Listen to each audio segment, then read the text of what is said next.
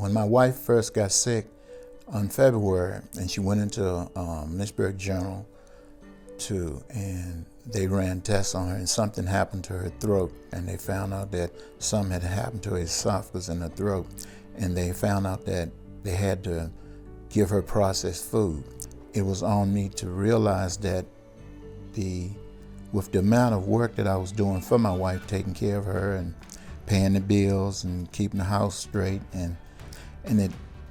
I felt it put a burden on me to realize that I was on the threshold of saying I have hit my limit on what I can do. A lot of times in life, men, they refuse to ask for help. And I knew that if I was going to continue to take care of my wife, I needed some help. So I contacted Meals on Wheels, and I explained to her that it was a desperate need to see somebody for some help.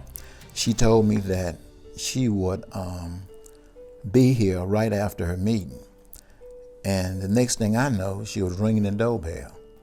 And she went in and looked at my wife, and then she explained to me that I don't need to fill out no paperwork. I will be providing meals for your wife by Tuesday. And I said, thank God for that. And they have been coming ever since. When they come to the door, most people think about the food. I think about the aspect of the love and consideration they bring. And the man that's in charge of Meals on Wheels, I gotta say something about him.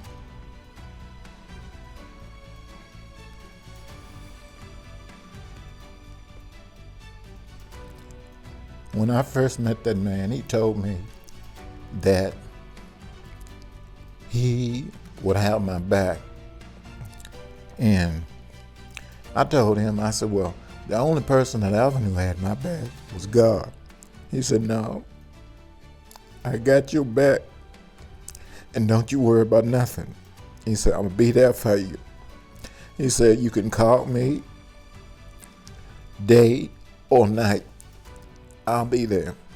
I asked God, prayed to God that he would enable me to get some help so I could continue to take care of my wife so she wouldn't have to be in the nursing home.